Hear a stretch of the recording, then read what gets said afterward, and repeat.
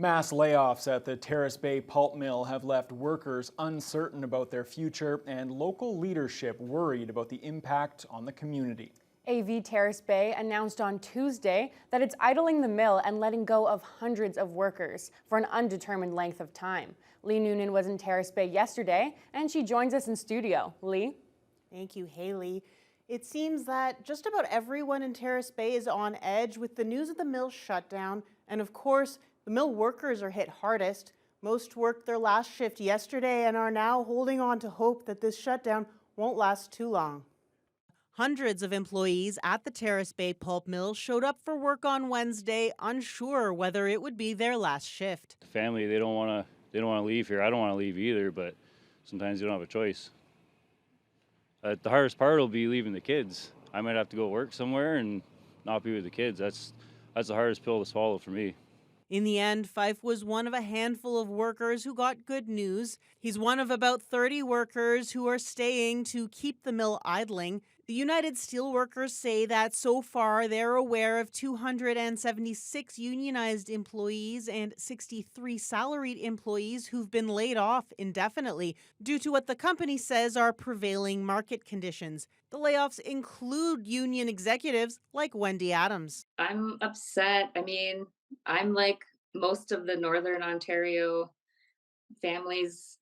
I have kids, they're in hockey. We have a lot of financial commitments like everyone else. Adams says that she and many others are trying to stay optimistic that the mill will reopen and the jobs will come back sooner rather than later. Most stressful, I would say, is just the uncertainty.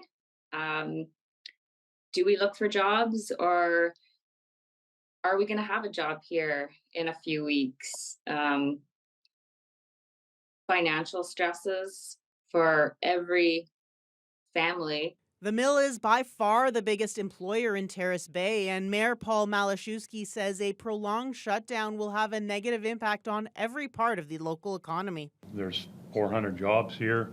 I don't know how many spin-off jobs there are with the truck drivers and stuff like that, salespeople and stuff like that, but it is, a number of years ago when the mill shut down, I think it was the 1,000 job number was thrown around there, right? So I don't think that's changed that much. So it is a big economic driver for Northwestern Ontario. Former town councillor Gino LeBlanc was a manager at the mill last time it was shut down. He remembers the effort it took to get it reopened before, and he hopes it can be reopened quickly. Looking at the last two downs, I think in the short run, it'll be okay.